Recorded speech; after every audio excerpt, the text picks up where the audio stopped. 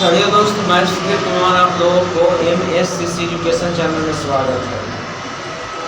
आज आपको क्या है बाबू कि जो आपका पोस्टल छपाया था कोचिंग का, उसमें हल्का फॉल्ट था। देखिए, ये आपका कोचिंग का पोस्टल है। क्या चाहिए छोटू? आपका कोचिंग का पोस्टल है। यहाँ पर देखिए, जूम कर देते हैं कि माँ सरस्वती कोचिंग सेंटर, ठीक है। क्या हुआ ना छोटू, इसमें कि तब व्यवस्थापित में गलत कर दिया है कि एक की जगह पर दो होने के चाहिए, लेकिन एक कर दिया है तो 1019 हो गया है। 2019 होना चाहिए। फिर यहाँ पर देखिए, यहाँ पर फॉर्मूला में हल्का फॉल्ट कर दिया है। चाहे 90 डिग्री माइनस थीटा वाला कॉट थीटा होता है छोटू, लेकिन ये तब फॉल्ट किया है। सेक 90 डिग्री माइनस थीटा वाला कोसेक थीटा होता है, लेकिन ये तब फॉल्ट किया है। यही बात है बाबू। और देखिए, यहाँ पर ये तीनों में बराबर कर दिया है, बल्कि ये तभी प्लस होना चाहिए और दोनों में माइनस होना चाहिए। यही हो गया है। फिर यहाँ पर हानि के लिखा गया है हाल, बस इतने में गलत हुआ है बस। चलिए बाबू, आज आपको क्या चीज़ पढ़ाएंगे। आप थंबनेल पर देखे होंगे कि लिखा है प्रकाश के परावर्तन। क्या छोटू? आपका प्रकाश के परावर्तन। चलिए बाबू, देखिए समझिए ध्यान से। आपका प्रकाश का परावर्तन चैप्टर है। देखिए, आवाज़ क्लियर जा रहा है ना? हाँ, चलिए देखिए, आपका आवाज़ क्लियर है। आप समझिए प्रकाश के परावर्तन क्या थी छोटू? प्रकाश का परावर्तन। आपको बता देते हैं कि ये वीडियो देखने के बाद आपको प्रकाश के परावर्तन से क्वेश्चन नहीं छूटने वाला है। क्या चाहिए छोटू आपका? कि प्रकाश के परावर्तन में क्या चीज़ हुआ था कि प्रकाश के परावर्तन का बेसिक जानकारी बता दिए थे। लगभग प्रकाश के परावर्तन के नियम तक बता दिए थे बाबू। अगर भी नहीं देखे होंगे तो उसका लिंक आपके डिस्क्रिप्शन में डाल देंगे, उसमें देख लीजिएगा। चलिए, समय को बचाते हुए उससे आगे चलते हैं। प्रकाश के परावर्तन के नियम से दूसरा आगे, जैसे मैं प्रकाश के परावर्तन के नियम बताया था, दो गो आपतन कोण परावर्तन कोण के बराबर होते हैं। आपतित किरण अपवर्तित किरण तथा आपतन बिंदु पर डाला गया तीनों एक ही समान होता है। आगे बाबू आपको बताते हैं, इसमें आगे आपको बताएंगे ना, मौज मस्ती के साथ पढ़िए। आगे आपको बताएंगे प्रतिबिंब के बारे में। इसके बारे में प्रतिबिंब के बारे में, आखिर प्रतिबिंब होता है क्या, किसे कहते हैं, क्या होता है, क्या नहीं होता है, उसके बारे में बताएंगे। क्या चीज़ छोटू? आपका प्रतिबिंब के बारे में पढ़ना है। क्या चीज़? प्रतिबिंब के बारे में। आखिर हम प्रतिबिंब कहते हैं किसे? अगर प्रकाश के परावर्तन पढ़ रहे हैं तो ये जान लीजिए, आपके प्रकाश आखिर कहते हैं किसे? तो प्रकाश वैसा भौतिक कारक है बाबू, जिसकी सहायता से किसी वस्तु को हम लोग क्या चीज करते हैं? देखते हैं। अगर प्रकाश नहीं रहेगा तो आप नहीं देख सकते हैं, ना हम नहीं देख सकते हैं, ना आप देख सकते हैं। वही आता है बाबू आपका प्रतिबिंब। क्या छोटू? आपका प्रतिबिंब। आखिर प्रतिबिंब किसे कहते हैं, जैसे समझिए छोटू।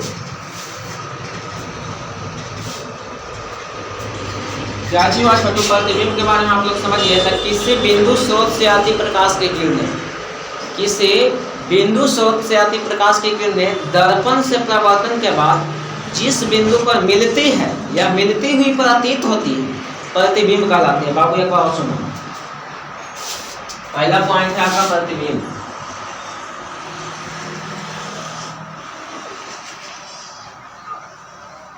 क्या छोटू? आप कहाँ प्रतिबिंब? आखिर प्रतिबिंब किसे कहते हैं? ध्यान से समझिए छोटू।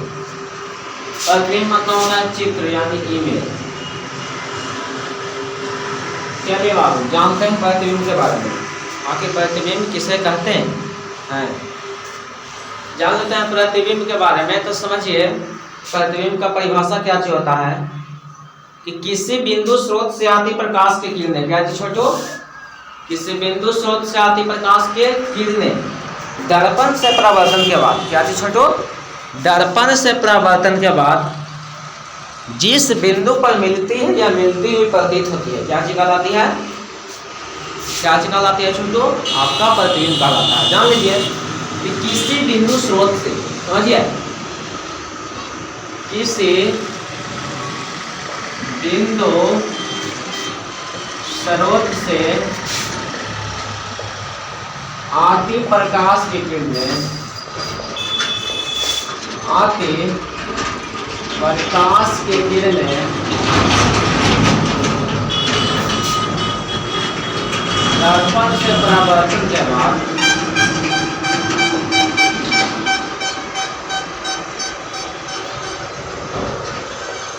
किसी बिंदु स्रोत से आती प्रकाश के किरण दर्पण से परावर्तन के बाद जिस बिंदु पर, क्या जी बाबू, जिस बिंदु पर मिलती है, क्या चीज होती है, मिलती है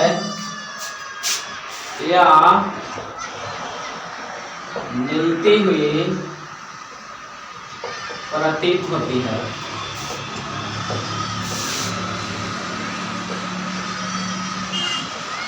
प्रतिबिंब कहलाती है। क्या चीज कहलाती है,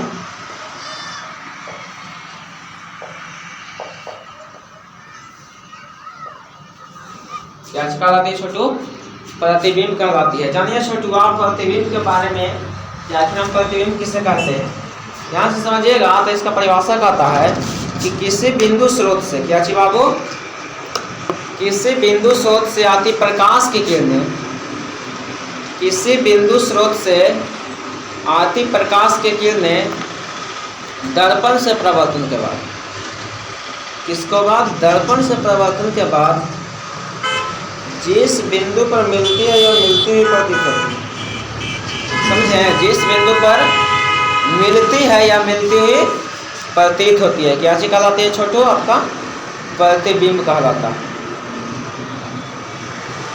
चलिए बाबू आगे चलते हैं।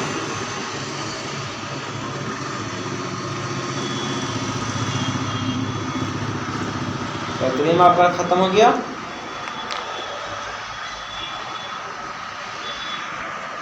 अब देखिए आगे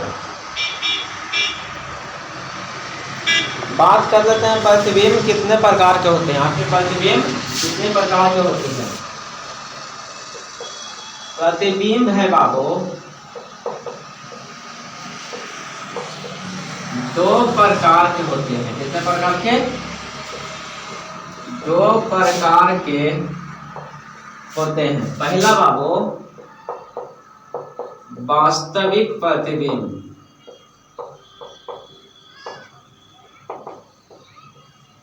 वास्तविक प्रतिबिंब मतलब होता है रियल इमेज। दूसरा में होता है काल्पनिक प्रतिबिंब। क्या छोटू आपका हो गया काल्पनिक प्रतिबिंब। आखिर वास्तविक प्रतिबिंब फिर क्या चाहिए छोटू, काल्पनिक प्रतिबिंब। आपका वास्तविक प्रतिबिंब का मीनिंग होता है रियल इमेज और काल्पनिक प्रतिबिंब का मीनिंग होता है बाबू वर्चुअल इमेज। चलिए बाबू आप बात जानते हैं इसके बारे में, ध्यान से समझिए। अब जानते हैं वास्तविक प्रतिबिंब और काल्पनिक प्रतिबिंब किसे कहते हैं, ध्यान से समझिए। वास्तविक प्रतिबिंब, क्या छोटू, वास्तविक प्रतिबिंब इसी बिंदु स्रोत से, देखते हैं कौन, एक बार में कैप्चर कर लेते हैं। इसी बिंदु स्रोत से आती प्रकाश की किरणें, आती प्रकाश के किरणें दर्पण से परावर्तन के बाद, दर्पण से परावर्तन के बाद जिस बिंदु पर मिलती है, जिस बिंदु पर मिलती है, क्या चीज कहलाता है छोटू, मिलती है। चलिए यार ये देखिए तो, किसी बिंदु स्रोत से, सारे किसी बिंदु स्रोत से, किसी बिंदु स्रोत से आती प्रकाश की किरणें दर्पण से परावर्तन के बाद जिस बिंदु पर मिलती है, क्या चीज छोटू, मिलती है, क्या चीज कहलाता है, वास्तविक प्रतिबिंब। क्या चीज होती है बाबू, क्या चीज होता है, मिलती है, वास्तविक प्रतिबिंब कहलाती है। और खाली प्रतीत होती है, क्या चीज छोटी, छोटी देखा, मिलती हुई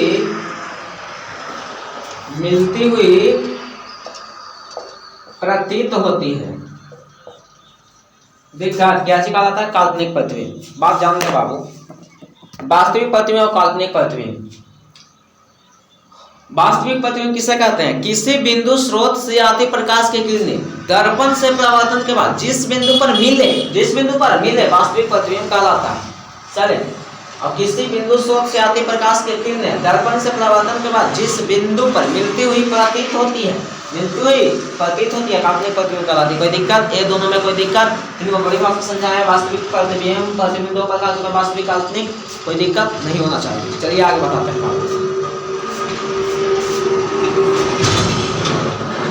चलिए आपको आगे बताते हैं। कहाँ छोटो, पहले बता दीजिए आप।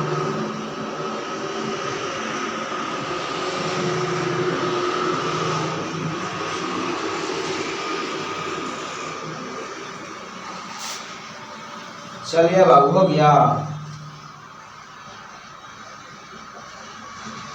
चलिए तो छोटू आपको अब आगे बताते हैं।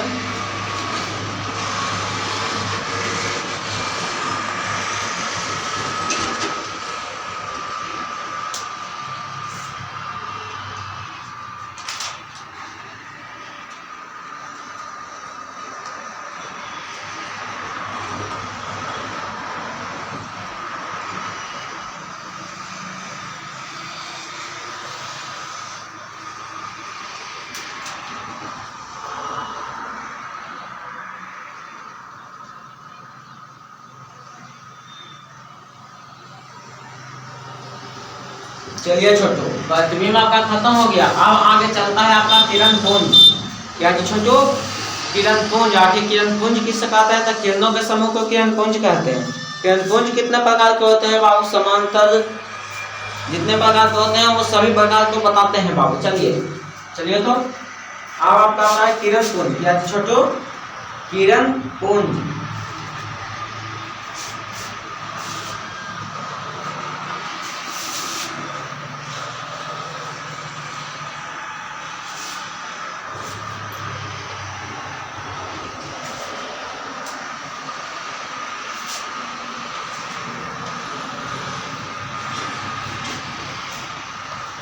अब आपका आता है पॉइंट किरण पुंज।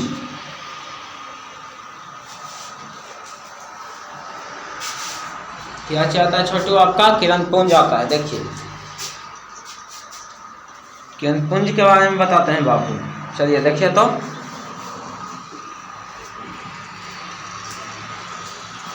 अब आपका पॉइंट बनेगा क्या चाहिए?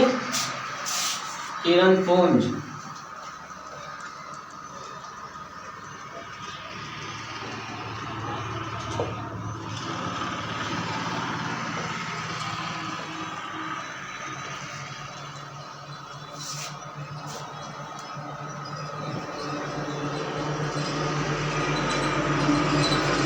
छोटू किरण पुंज बताते हैं। बात कर लेते हैं किरण पुंज के। किरण पुंज किससे कहते हैं बाबू? ध्यान से समझिए। किरणों के समूह को किरण पुंज कहते हैं। क्या जी छोटू? किरणों के समूह को किरण पुंज कहते हैं।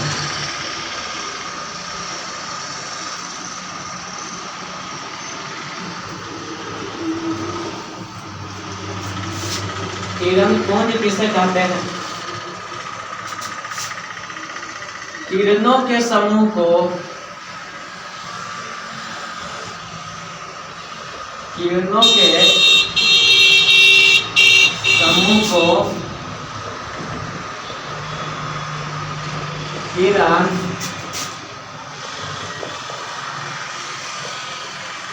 पुंज कहते हैं। किरणों के समूह को क्या सिखाता है छोटू? किरण पुंज कहते हैं।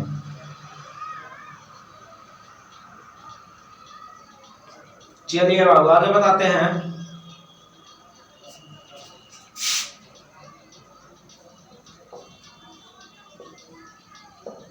किरण पुंज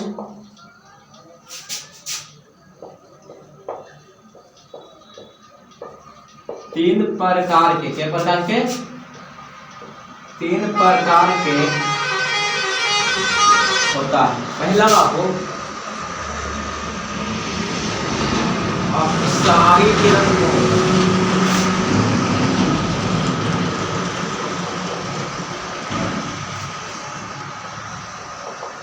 अभिसारी किरण पुंज।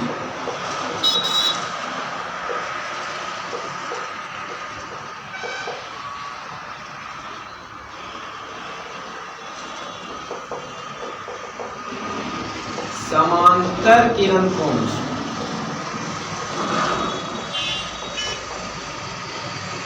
चलो छोटू अब बताते हैं तीनों के बारे में।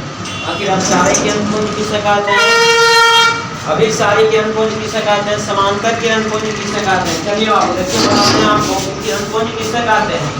वैसा किरणपुंज जिसमें क्या छोटू, वैसा किरणपुंज यानी किरणों के समूह को क्या कहते हैं बाबू, किरणपुंज कहते हैं।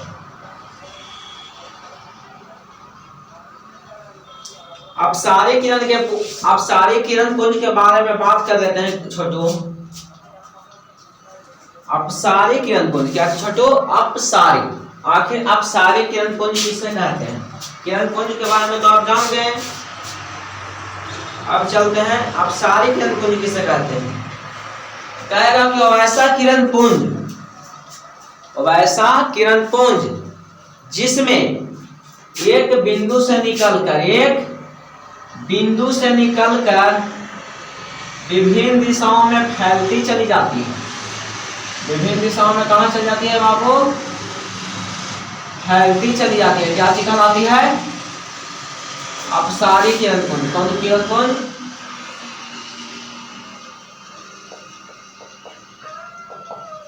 अपसारी किरणपुंज। अपसारी किरणपुंज किसे कहते हैं, तो वैसा किरणपुंज जिसमें प्रकाश की किरणें एक बिंदु से निकलकर, कहां से निकलकर, एक बिंदु से निकलकर बाबू ये एक बिंदु से निकला है, कहां से, एक बिंदु से निकला है और विभिन्न दिशाओं में फैलते चला गया है। विभिन्न दिशाओं में क्या चीज होते चला गया है, फैलते चला गया है। एक कौन सी कहते हैं बाबू, अपसारी किरणपुंज। अब बात करते हैं अभिसारी किरणपुंज के, किसका, अभिसारी किरणपुंज के। तो वैसा किरणपुंज जिसमें विभिन्न दिशाओं से आकर प्रकाश की किरणें किसी बिंदु पर जाके केंद्रित हो जाती है। क्या चीज हो जाती है, केंद्रित हो जाती है। क्या चीज कहलाती है बाबू आपका, अभिसारी किरणपुंज। क्या चीज बाबू, अभिसारी किरणपुंज। अब सारे किरणपुंज के बारे में जान गए कि वैसा किरणपुंज जिसमें प्रकाश की किरणें किसी बिंदु से निकलकर विभिन्न दिशाओं में फैलती चली जाती है। विभिन्न दिशाओं में फैलती चली जाती है। क्या चीज कहलाती है, अब सारी किरणपुंज। और वैसा किरणपुंज जिसमें प्रकाश की किरणें विभिन्न दिशाओं से आकर, कहां से आकर, विभिन्न दिशाओं से आकर किसी बिंदु पर जाकर टकरा जाती है या मिल जाती है। क्या चीज कहलाती है, अभिसारी किरणपुंज। क्या चीज छोटू, अभिसारी किरणपुंज। जिस क्लास लंबा होगा आपका छोटू, हल्का तो लंबा होगा करेगा, हल्का लंबा होगा। अभिसारी किरणपुंज हो गया। अब आगे आता है बाबू समांतर किरणपुंज। क्या आता है छोटू, समांतर किरणपुंज। तो वैसा किरणपुंज जिसमें प्रकाश की किरणें, वैसा किरणपुंज जिसमें प्रकाश की किरणें एक दूसरे के समांतर होती है। वैसा किरणपुंज जिसमें प्रकाश की किरणें, क्या चीज की किरणें बाबू, प्रकाश की किरणें एक दूसरे के समांतर होती है। क्या चीज कहलाती है, समांतर किरणपुंज। समांतर किरणपुंज कहलाती है। कोई दिक्कत, बात सुन लीजिए। किरणपुंज किसे कहते हैं, किरणों के समूह को किरणपुंज कहते हैं। पहला आ गया समांतर अपसारी किरणपुंज। वैसा किरणपुंज जिसमें प्रकाश की किरणें एक बिंदु से निकलकर विभिन्न दिशाओं में कहां चल जाती है, फैलते चल जाती है, अपसारी किरणपुंज कहलाती है। रुकिए, वैसा किरणपुंज जिसमें प्रकाश की किरणें विभिन्न दिशाओं से आकर एक बिंदु पर मिल जाती है। क्या चीज कहलाती है, अभिसारी किरणपुंज। समांतर किरणपुंज वैसा किरणपुंज जिसमें प्रकाश की किरणें एक दूसरे के समांतर होती है। क्या चीज कहलाती है, समांतर किरणपुंज। आगे आपका आता है दर्पण। चलिए 3 पॉइंट खत्म कर दिया। क्या चीज, पहला खत्म किया प्रतिबिंब, फिर किरणपुंज, फिर अब क्या आता है दर्पण। क्लास लंबा होगा छोटू, क्लास तो लंबा होवे करेगा। चलिए ना, कोई दिक्कत नहीं, लंबा होगा, कोई दिक्कत नहीं। हमको पढ़ने से मतलब, क्या चीज करने से मतलब, पढ़ने से मतलब, बस ओनली फॉर पढ़ाई से मतलब रखना है, कुछ भी नहीं, ओनली फॉर पढ़ाई। चलिए अब आगे आता है आपका दर्पण। चलिए गाड़ियों तो गाड़ियों।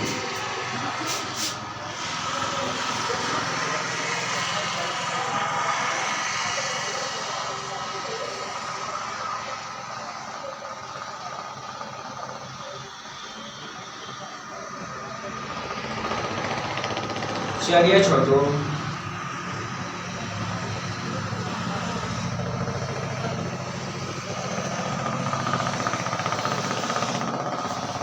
आगे आता है आपका दर्पण।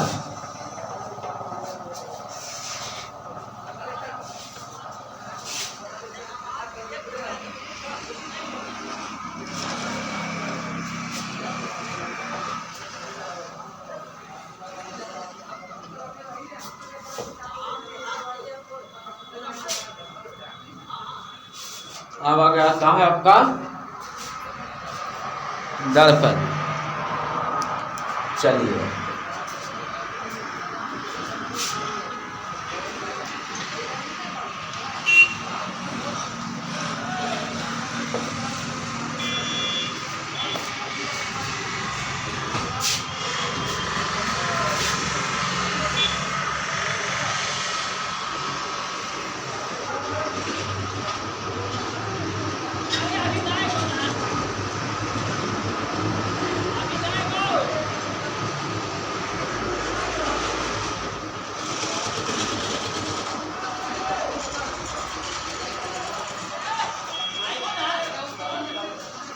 चलिए चलिए तो, हेलो हेलो, आवाज नहीं जा रहा है जी, रुकिए तो।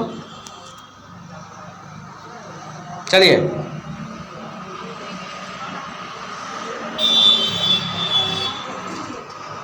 चलिए छोटू, चलिए तो।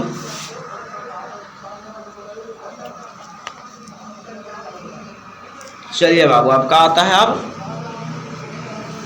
दर्पण के बारे में। मिरर, दर्पण।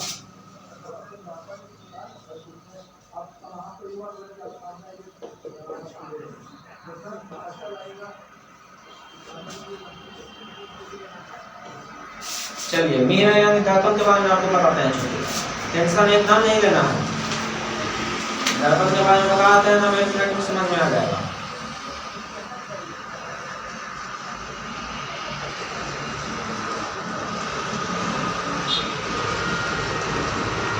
चलिए बाबू, दर्पण के बारे में बताते हैं।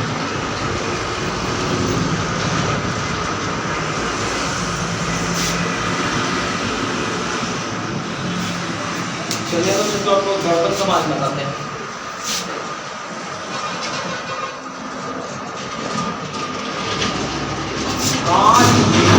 देखिए एक बात बोलते हैं, कौन कैप्चर कर देते हैं। कांच के वैसे टुकड़ा, कांच के वैसे टुकड़ा जिसकी एक तरफ कलाई किया गया हो, क्या चीज किया गया हो, एक तरफ कलाई किया गया हो तथा दूसरा तरफ प्रकाश का पुनः परिवर्तन हो, पुनः परिवर्तन हो, क्या चीज कहलाता है, दर्पण कहलाता है। चलिए लिख देते हैं, कांच की वैसी टुकड़ा, वैसी टुकड़ा जिसके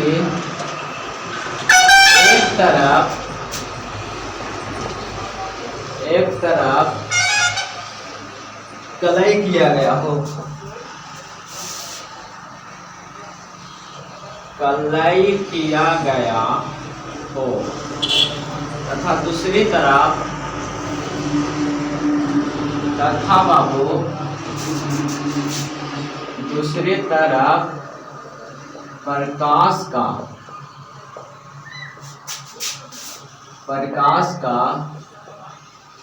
पुनः परिवर्तन, पुनः परिवर्तन हो, दर्पण कहलाती है। दर्पण कहलाती है। चलिए बताते हैं दर्पण के बारे में। दर्पण किसे कहते हैं, कांच की वैसे टुकड़ा जिसकी एक तरफ कलाई किया गया हो तथा दूसरी तरफ प्रकाश का पुनः परिवर्तन हो, उसे क्या कहते हैं बाबू, क्या कहते हैं, दर्पण कहते हैं।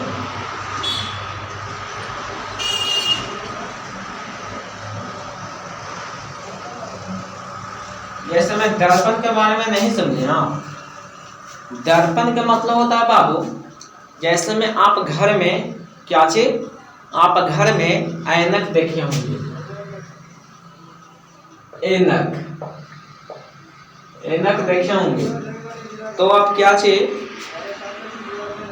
जो इधर वाला भाग होता है, पीछे वाला भाग होता है, वो कलाई किया गया रहता है। कैसे किया गया? कलाई किया गया रहता है। कलाई मतलब नहीं समझे, रंगा हुआ।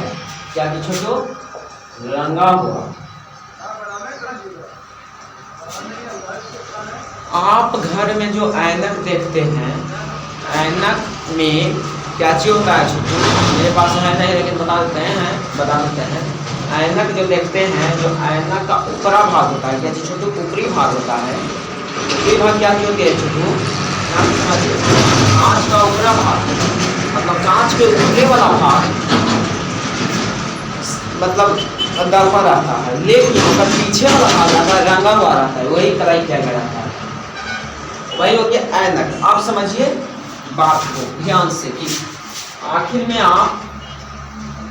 अब आप जानिए इसके बारे में, लेकिन आप जानिए कि दर्पण कितने प्रकार के होते हैं। समझिए दर्पण 2 प्रकार के होते हैं। दर्पण 2 प्रकार के होते हैं। पहला बाबू समतल दर्पण, दूसरा में गोलीय दर्पण। समतल दर्पण की परिभाषा सुनिए। समतल कांच से बने दर्पण को समतल दर्पण कहते हैं। एग्जाम्पल में देख लीजिए बाबू,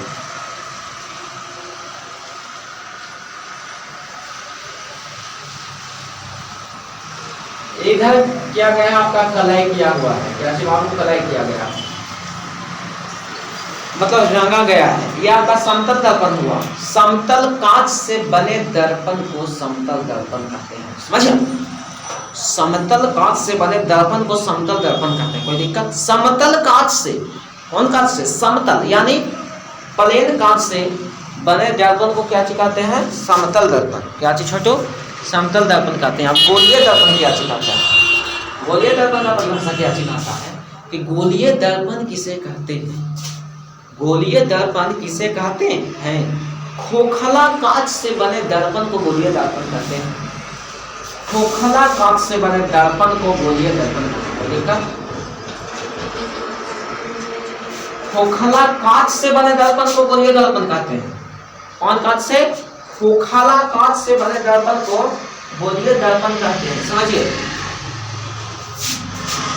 इधर आपका कलाई किया गया है। क्या चीज किया गया है? कलाई किया गया।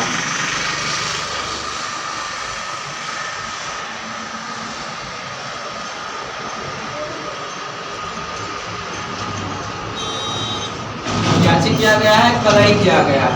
कलाई किया हुआ है, यानी खोखला कांच से बने दर्पण को गोलीय दर्पण कहते हैं। खोखला कांच से बने दर्पण को गोलीय दर्पण कहते हैं। चलो बाबू, अब बात आता है क्या से कि खोखला दर्पण और गोलीय, मतलब गोलीय दर्पण भी 2 प्रकार के होता है। कितने प्रकार का? गोलीय दर्पण किसे कहते हैं? खोखला कांच से बने दर्पण को गोलीय दर्पण कहते हैं।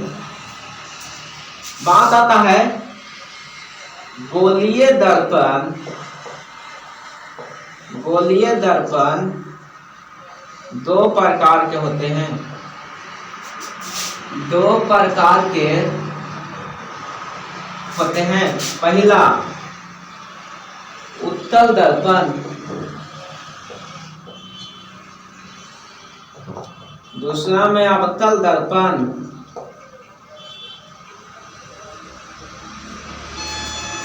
उत्तल दर्पण, अवतल दर्पण। समझिए छोटू, उत्तल दर्पण किसे कहते हैं? वैसा दर्पण जिसकी परावर्तक सतह ओ मतलब उभरा, ओ मतलब उभरा, ओ मतलब क्या होता है बाबू? उभरा। तो वैसा गोलीय दर्पण, देखते हैं कौन लड़का एक बार में कैप्चर कर लेता है। सुनिए ध्यान से। वैसा गोलीय दर्पण जिसकी परावर्तक सतह उभरा हुआ होता है, उत्तल दर्पण कहलाता है। चलिए, आपको याद हो गया होगा। आखिर उत्तल दर्पण किसे कहते हैं? वैसा दर्पण जिसकी परावर्तक सतह उभरा हुआ होता है उत्तल दर्पण कहलाता है। उत्तल दर्पण किसे कहते हैं? वैसा दर्पण जिसकी परावर्तक सतह उभरा हुआ होता है। कैसा होता है बाबू? जिसकी परावर्तक सतह उभरा हुआ होता है। परावर्तक सतह उभरा हुआ होता है, समझिए।